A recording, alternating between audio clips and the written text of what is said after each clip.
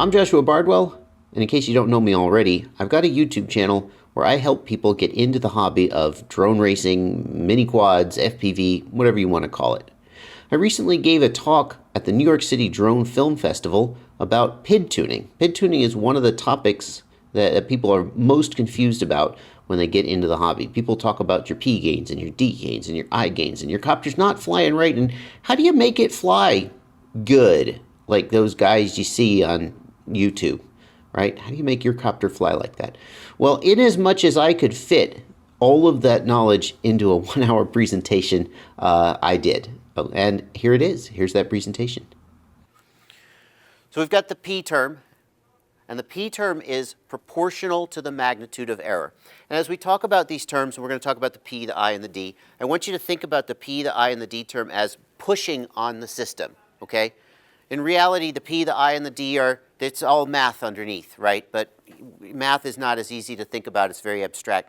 I want you to think about it as pushing on the system. So if you're driving a car, right, and the car is going to the left, it's drifting off the road, you're going to turn the wheel and you're going to push the car to the right or to the left, whichever way you want it to go. The P term is proportional to the magnitude of the error. So the more error there is, the harder the P term pushes to get the system to approach the set point. Okay? When error is big, the P term pushes harder. When error is small, the P term doesn't push as hard. And when error is 0, the P term doesn't push at all. There are some problems with the P term. One problem is that the PID controller is operating in discrete time and with latency. And what that means is that the output of the PID controller is only every so many time units. Like we could have a PID loop that runs 1,000 cycles per second or 1 cycle per second. At the end of that loop, it's going to output some value to affect the physical system, and that value is going to stay the same until we finish the next loop. And while that time is, let's say we had a PID controller that was outputting one time per second. Well, during the second when the physical system is still changing and things are happening, but the PID controller is not updating. Okay, so it's outputting in discrete time and with latency. So there's a delay between the measurement and the output. We're going to measure what the system is doing. We're going to decide what we need to do to cause the set point and the error to get closer together. And then we're going to output, but there's some delay between the measurement and the output. So the PID controller is always a little bit behind the reality. It's never quite caught up. The P term alone is subject to oscillation, and that's caused by overshoot and steady state error. Overshoot means that the P term pushes on the system to cause the error to reduce, and it pushes so hard, it overshoots. And then it goes, oh gosh, turn around, go the other way, and it overshoots the other way. And we've experienced that when your P gains are too high and you get oscillation. The other thing is called steady state error, and steady state error means that when error is 0, the P term is like, oh, we're good. I don't need to do anything. And of course, as soon as imagine if you got your car lined up on the center line of the road, right? Not the center line of the road, the center of the lane, hopefully. Lined up in the center of the lane, you're like, okay, we're going straight, good. The car's not going to keep going straight, right? It's going to drift. And that's a problem with the P term as well. P term cannot effectively compensate for persistent bias. So here's an example of that. If you got a slanted road, right? You're driving, the road is slanted, the car's going to pull to one side. Let's say the car pulls to the left, okay? If you only had the P term to solve that, what would happen is that the P term would go, hey, we're not going straight anymore. Move the wheel to the right. Okay, now we're going straight. Okay, we're good. The car is going to immediately begin drifting to the left again, right? The P term's like, no, straighten out the car. Okay, we're good. And that's going to keep happening, and the car is going to slowly drift down the grade, you see. The P term can't compensate. That's steady state error. The P term can't handle that scenario. Well, that's where we get the I term. The I term is proportional to both the magnitude and the duration of the error, which means that as the error continues to be present for a longer period of time, the I term will grow, and that allows it to correct for accumulated uncorrected error. So the P term is like if you ever had a fight with your significant other, you have a big fight, you go to bed, the next morning you wake up and you're like, yeah, it's good, let's get some breakfast. And they're like, something happened last night. I didn't forget about it. That's the I term. The I term remembers all the error that happened in the past and reminds everybody what's going on, that we need to take care of this. P term, very short memory. The P term has no memory. if you will. So the I term corrects for steady state error and persistent bias. There are some problems with the I term as well. By its very nature, the I term responds slowly to changes in the system, which means if the system is changing very rapidly, the I term can be behind the times. The example of that is if you've been married for 30 years and she still remembers a fight you had 25 years ago, okay, we've moved on. The P term's like, hey, I term, get over it, okay? That's I term windup. I term windup occurs when the I term is still correcting for error from a previous situation that's no longer applicable. So for example, let's say you're driving on that slanted road and the I term is holding the wheel to the side to compensate for that persistent bias, okay? And the I term's holding the wheel to the side and then suddenly the road flattens out. The I term's still holding the wheel to the side and the car veers to the side. Okay, that's I term windup. We see this in a quadcopter when we do a flip or a roll. It's a very extreme situation. During the flip or roll, the I term will sometimes take on a large value. And then at the end, when we suddenly stop flipping or rolling, the I term is still carrying the value from the flip or roll and causes the copter to continue rolling or to bounce back. That's I term windup. And then we've got the D term. The D term is proportional to the change in magnitude of the error, and if you're a calculus nerd, that's a derivative. And if you're not a calculus nerd, what we could say about the D term is that it's trying to anticipate the future state of the system based on its current movement. The main effect of the D term is that it reduces P term overshoot and oscillation. It has a damping effect. But it also has an accelerating effect. Basically, the D term says whatever is happening, let's make it happen more. So if we're reducing the error, let's slow down. But if the error is growing, let's work harder. But we mostly notice the D term in its damping effect on the P term. There are some problems with the D term. The D term amplifies noise or vibration. I don't mean like your noise like your ears. I mean noise like vibrations. It amplifies noise in the system. So what happens is that the motors make vibrations. The vibrations go into the gyro. The gyro reports the vibrations are happening. And the PID controller tries to compensate for those vibrations, even though they're far too high frequency for us to ever actually vibrate the copter that fast.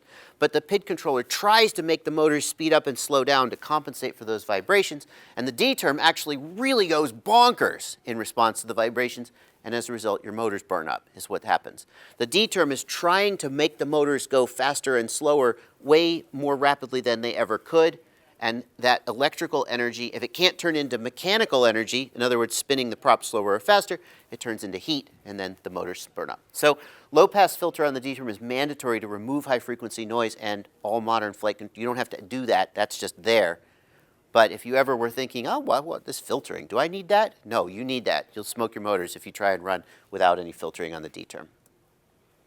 We could sum all this up by saying that the P term is looking at the present. What is happening right now in this moment that we need to do to make the measurement match the set point, to reduce error to zero. The I term is looking at the past. What did we not get right in the past? What did the P term fail to get right that I can correct for? And the D term is looking to the future. What do we need to do to prevent error from occurring in the future?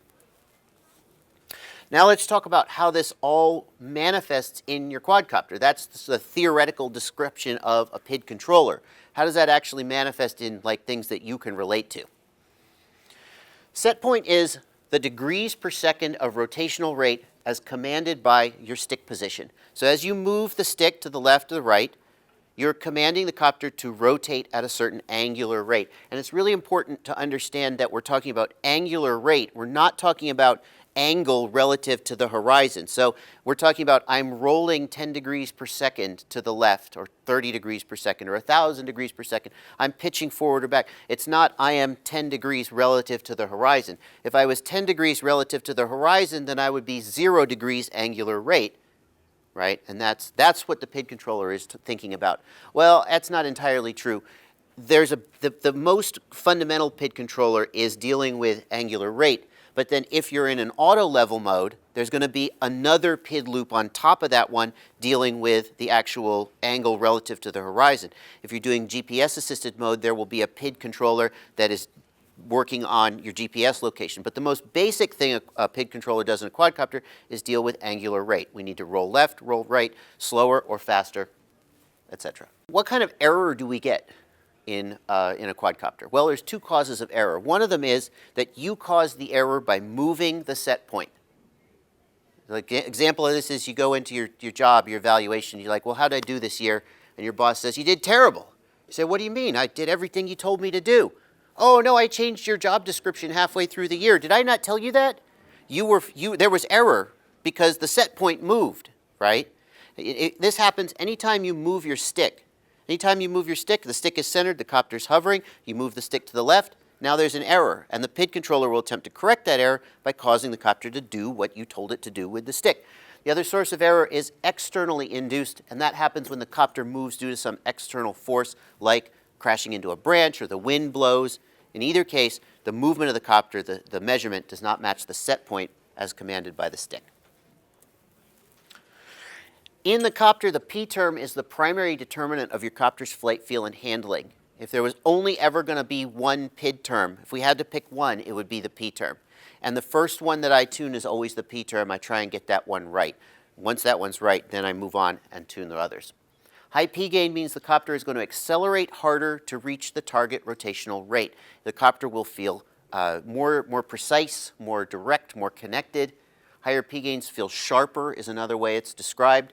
Lower P gains feel softer is a way that's described. Higher P gains also result in more oscillation because of the overshoot. The I term helps the copter hold attitude in response to persistent bias and changing external conditions. Persistent bias might be off-center CG. So if the CG is aft of center and you go to take off, the copter will pitch backward. That'll be an uncommanded motion, and the I term will go, whoa, spin up those rear motors and let's prevent that from happening.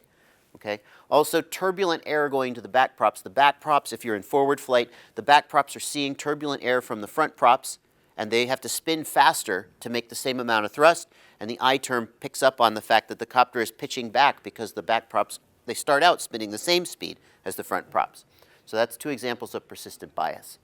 Low I term is going to mean the copter's nose wanders. You got to really turn the I gain down to get that, but that's what it means. Excess I gain results in a stiff feel to the copter. It feels really stiff and doesn't want to turn into the turns and stuff, doesn't want to respond to the stick motions.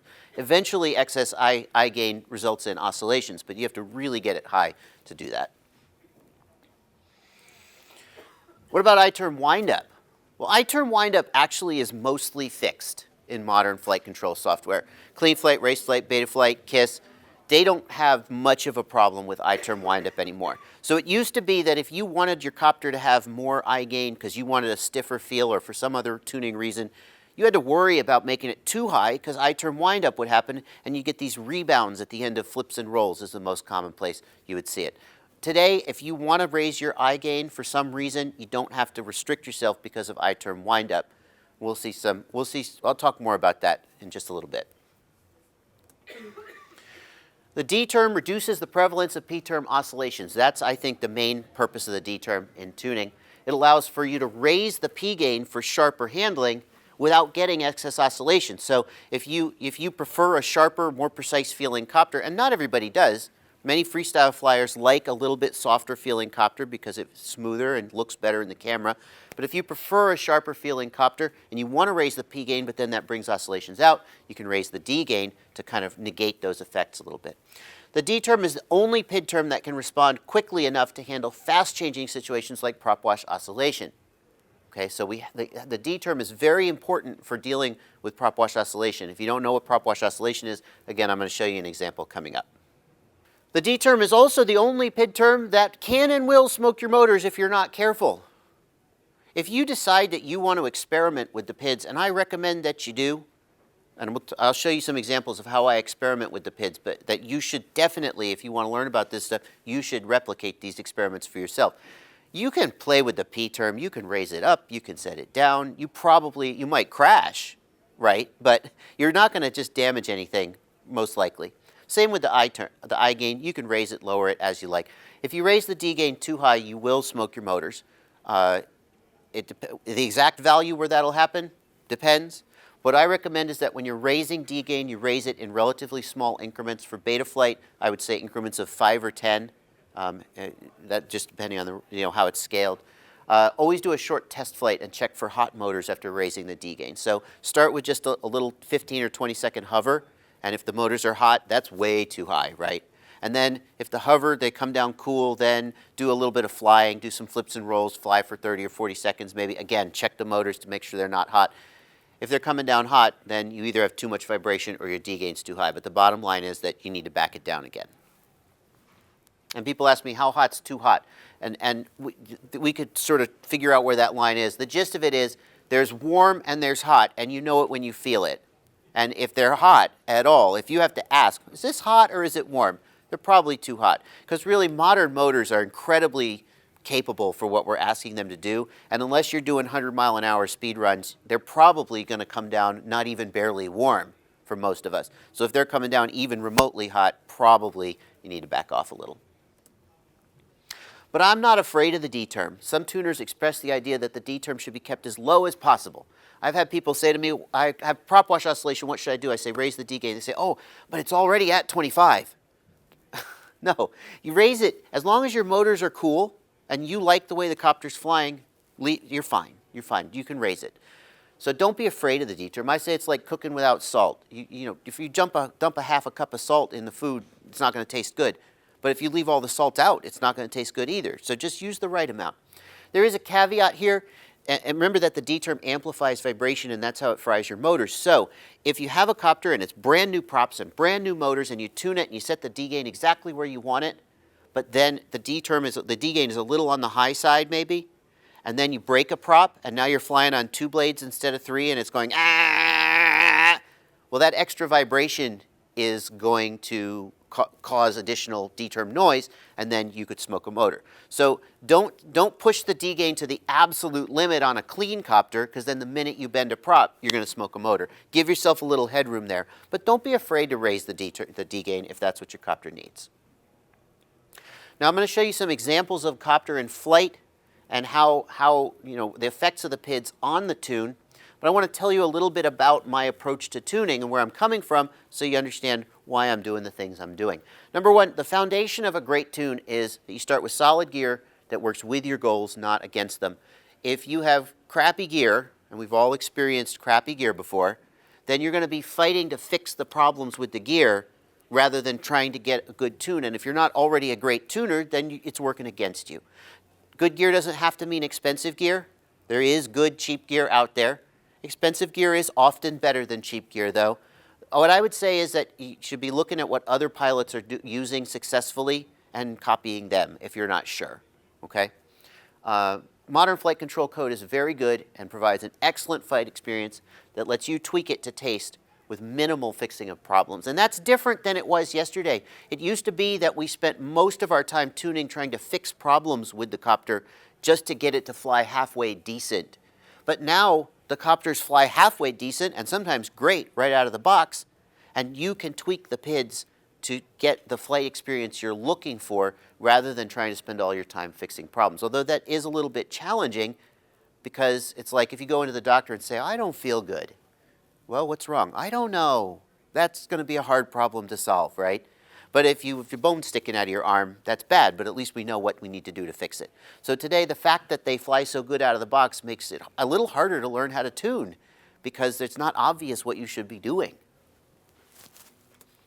Now, I fly freestyle mostly, and when I fly freestyle, my goals are minimizing prop wash oscillation, eliminating bounce back after flips and rolls, and solid attitude hold on throttle change. And that means that when I tune, these are the things I do. I fly sharp 180 turns back and forth across the field looking at the prop wash. I do flips and rolls looking at bounce back, and I do throttle punches, trying to see that the nose holds attitude.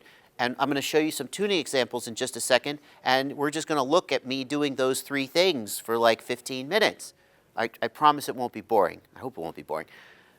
Those are the things that bring out the bad parts of the tune, and so those are the things I'm going to focus on. It's not interesting to try to tune flying in a straight line across the field. Sometimes people say, oh, here, I've got a video. Will you let me know what you think of my tune? And they're just going, and I'm like, I have no idea. I could be good. You're not doing anything. So I'm going to do those maneuvers that stress the tune and bring out the bad parts of the tune. Now I'm not a hardcore racer, so here are some things I think racers might think about. And maybe if anybody is a hardcore racer and you're like, no, that's not right at all, I don't know. But my point is that when you're tuning for racing, you may have different priorities. So let's look at some real-world PID effects. Here we're going to look at the P term and prop wash oscillation. And what I've done here is I've got the P gains. Here's the roll, pitch, and yaw. P gains right here, P, I, and D. I've got the D gains set to 0 so we can see the effect of the P gains. And I've got the P gains turned way down to 20. Let's take a look at how that goes. So what we'll see here is that there are these big, floppy, soft, wet noodle oscillations with the low P gains. And when I'm flying straight, the nose kind of moves a little bit, right? Big, soft, floppy oscillations. Now, as I raise the P gains in these examples, I want you to look at the magnitude and the frequency of the oscillations. How big are they and how fast are they? And watch what happens as I raise the P gains. And I want you to be thinking, is this better or worse than the last time? As I raise them, is it getting better? Is it getting better? Has it started getting worse?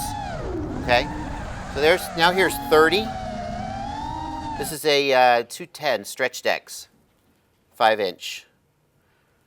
But don't worry too much about, because the exact setup doesn't quite, I mean, it's a 5-inch, right? It would be a little different on maybe a 7-inch, but the exact PID values will vary, but the process is kind of the same regardless.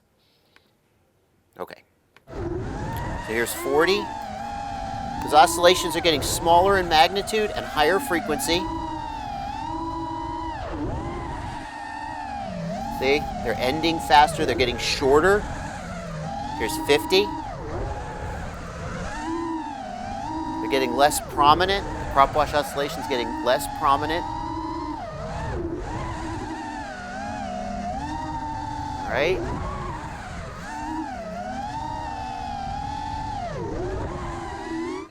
Here is my dog.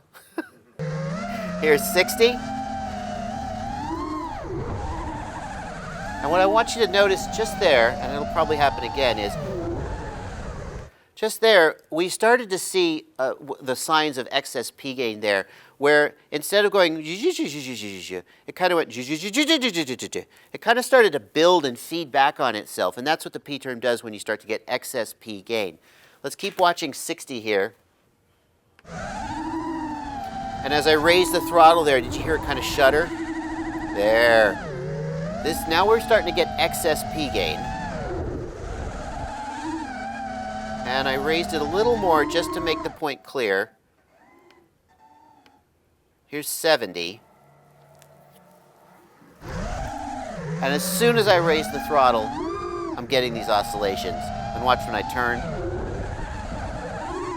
And you hear how those oscillations are kind of building on themselves, cascading. As soon as I lower the throttle, they go away. I can barely even raise the throttle to bring them out. This is a really overtuned copter with excessive P gain. So we crossed the line somewhere around 40 or 50, where it was the P term oscillations were getting smaller and smaller and smaller and smaller and bigger and worse. And that's what you want to pay attention to when you're tuning. We can also do these little twitch moves here and hear the motors oscillating. I almost think listening to the motors is better for tuning oscillation, P term, than seeing what's happening. We can look at the effect on flips and rolls as well. Here's 20. Big, soft bounce there. That's low P gain. Here's 30. It's starting to sharpen up a little. Still got a bounce there. Here's 40. It's starting to go away now. 40 is looking pretty good. Little oscillation there. 40 is looking pretty good. Almost no bounce there. Just a lot of 40. Here's 50. Hang on. Now, you notice at 50, the bounce is starting to come back. And it's got a little bit of a sort of a tighter, sharper character. Whereas before it was kind of a soft bounce. Now it's kind of a really tense bounce. And that's starting to go from going into the realm of excess P gain. And eventually we'll see it actually go, and that's even more excess P gain. Okay, so there's flips and rolls. Now, I want to show you an example of D term versus P term oscillation because we're going to look at D term now. We're going to start raising the D gain. And when you hear this oscillation, you need to know which it is. If you have P term oscillation, then the right thing to do might be to raise the D gain to help damp down that effect. If you have D term oscillation, then you raise the D gain, you're going to make it worse, and you're potentially going to smoke a motor. So let's listen to the difference. There's a very clear sound for the two. So you listen here. Here's not that one, but the next one you're going to hear D term oscillation. Okay, do you hear that? You hear that kind of trilling sound? Some people call it crickety sound. That's D term oscillation. Now hold on.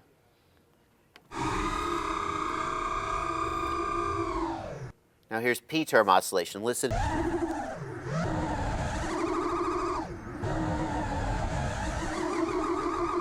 That's P term oscillation. Now D term again.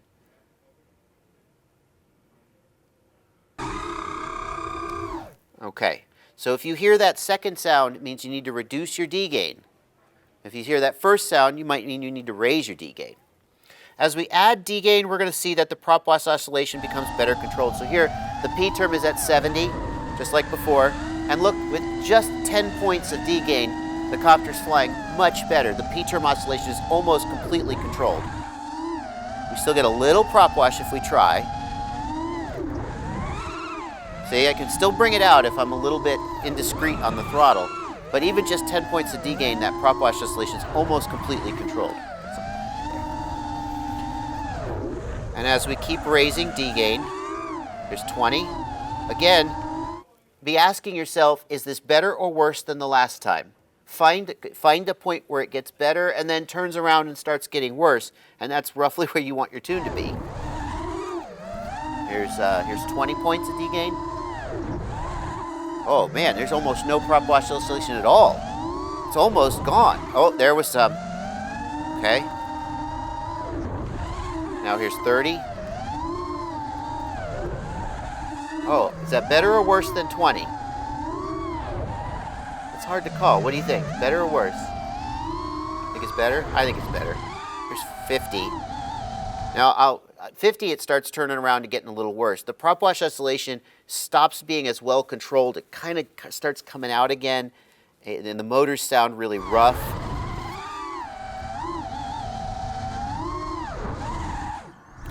You see, the oscillation is still pretty well controlled, but it's not better controlled than it was at 40. And as we keep going, and I kept raising the D gain, I actually raised it shockingly high, trying to get something bad to happen. The filtering on Betaflight is so good that it was really hard to get bad things to happen. So, but here's let's see, here is a D gain of 65. No oscillation there.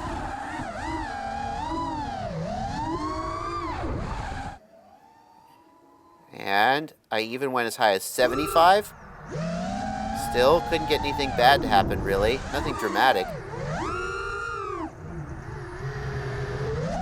And you can hear that those oscillations are kind of coming back out in the prop wash turns. And here's 90. I took it all the way to 90. And eventually I got those D term oscillations. But basically, find the lowest value of D gain that produces good performance and use that. Let's take a look at the I term now. Now what I'm doing here is I'm turning the I gain all the way to 0 so you can see what happens. You see the sticks are centered, but the copter is rolling to the left. Watch again, sticks are centered, copter's rolling, now it's pitching forward. This is no I gain at all. And as we raise I gain, see? So no I term. Now we've got an I term of 10, and we can see that even with just 10, that's pretty well controlled, but not perfect. You see the nose is still drifting a little. That's too low. Too low. And as I continue to raise it, what I want you to see, the number one way I tune I gain is by doing throttle punches. Notice that as I raise the throttle, the nose pitches back, and as I lower the throttle, it pitches forward. The I term's primary job, in my opinion, is to control that, because it doesn't take very much I gain at all to keep the copter stable. So we're going to raise I gain to help control that, but as I continue to raise it, here's 30. That doesn't always work. Here's an eye gain of 30, and if we look, we can see that even with 30, there's still a pretty big bounce when I chop the throttle. The eye term often can't completely control that because it moves too slowly, okay? Betaflight 3.1 has a feature called anti-gravity gain, which boosts eye gain artificially on rapid throttle moves. I have a video about this on my channel, but here I've added anti-gravity gain to the previous tune, and look at the difference.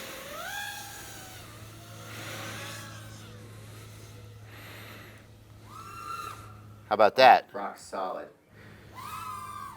See, it's completely holding. So what I suggest is that if you're tuning the eye term, tune the eye term just high enough that the copter holds steady when you center the sticks. And then if you're in Betaflight, add anti-gravity gain to cause it to stay steady on throttle punches. If you don't have something like that, you have to raise the eye term, the eye gain, but the problem is that you usually end up with like a really high eye gain that's too high for normal flight. So you may not be able to completely control that throttle dependent behavior. Okay, so let's close out with some techniques. I said I was going to give you concepts, not techniques. Of course I'm going to give you some techniques, right? Here's how I tune a copter. First, I tune the P gain. With the D gain and the I gain at the defaults, because the defaults are pretty good on most firmwares, but they're a little low, so I know I'm going to raise them. Some people say set them to 0. But I know I'm not going to fly with them at 0, so I don't know why I would tune that way. But I'll start with them a little low, which is the defaults, then get the P gain on pitch and roll until you just barely start to get signs of excess P gain. This is going to give you maybe a higher P gain than you really want, right? But if you were looking for a limit, that's what it is. So you just start to see a little more prop wash oscillation than you'd prefer, or maybe something like that.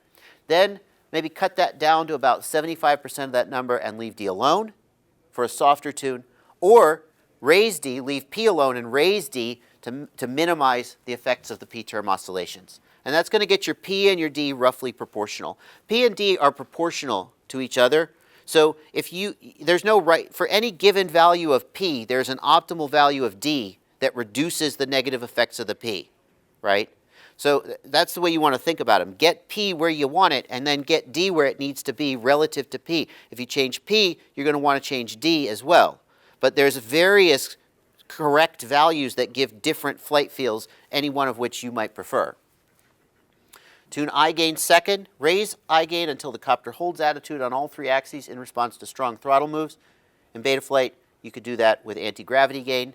And if you end up having to raise I gain through the roof and you don't like the way the copter flies and you don't have anti-gravity gain, you got to just make a compromise, unfortunately. Yaw P Gain, I think you should I just take Yaw P Gain and I raise it to about 10 or 25% from defaults, and then I go fly a precise course like some chicanes or something. Anything that requires you to be turning and hitting a precise line. And if you find yourself going, no, get in there, stop, just go in the gate, right? That's low Yaw P Gain. And when you turn and it feels really precise, like it's just carving on the line, I think that's the Yaw P Gain is where it needs to be. And like I said, if you've never tweaked it, go home, raise your Yaw P Gain by 25% and see if you don't like the way the copter flies better. Maybe you won't, but give it a try. Signs of excess Yaw P are increased prop wash oscillation, twitching on the yaw axis, the copter's flying randomly, and a tendency to gain altitude when you wiggle the yaw stick. So if you take the yaw stick, do this line of sight probably. I don't do a FPV if you want. Take the yaw stick and go. If the copter goes, that's excess Yaw P Gain, potentially. Flips and rolls. Fine-tune P and D using flips and rolls after doing the first procedure. If you want really clean flips and rolls and you can't get them any other way, Betaflight, I'm not trying to pimp Betaflight here, it just happens to be what I fly. Betaflight has a feature called set point weight and set point transition that people have said gets them that last little bit of perfectly clean flips and rolls. And if you can read about those if you want, but try reducing set point weight. It'll give a softer feel to the copter's flying, but it'll also make the end of sharp moves smoother. Hardware matters. Not all hardware is capable of a perfect tune, right? Modern hardware is very good, but for example, if you're flying 2204, 2300 kV motors with 5045 tri-blades. Those are some heavy props and not super torquey motors. You're probably not going to get a perfect tune out of that. You might get power, right? You might go fast in a straight line, but you can't always have everything. You're not going to get a copter that goes 100 miles an hour in a straight line and has no prop wash handling and holds attitude perfectly on, you know, when you punch the throttle. So you got to kind of decide what you want out of the tune and what you want on the hardware. Prop wash oscillation and bounce back are the two things that are really hard to completely solve on all setups. Oh, and your choices on the sticks matter.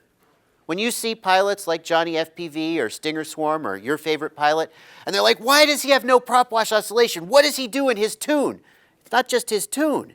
He could probably fly your copter and have no prop wash oscillation too. There's something he's doing on the sticks that is doing it. So don't just focus on, it's like guys who say, I want to play like Eddie Van Halen. What kind of guitar does he have? No, that's not the secret to why he plays so good, right? It's his fingers. And so focus on what you're doing on the sticks and as well. Well, this was a relatively short presentation for me. I could go on and on and on. I make about a video a day about this kind of stuff and other stuff. I have a playlist on my channel right now, PID Tuning Masterclass, in which some videos I released coming up to this. It's those flight videos. There's about an hour of it, and I recorded that stuff with voiceover, talking through my thoughts and what I was doing. And if you want to go more in depth on that, that's on my channel right now. There's a QR code you can scan, links you right to the playlist. And of course, there's a whole lot more good stuff up there as well. Thank you guys for coming. I hope you enjoyed it. And as always, happy flying.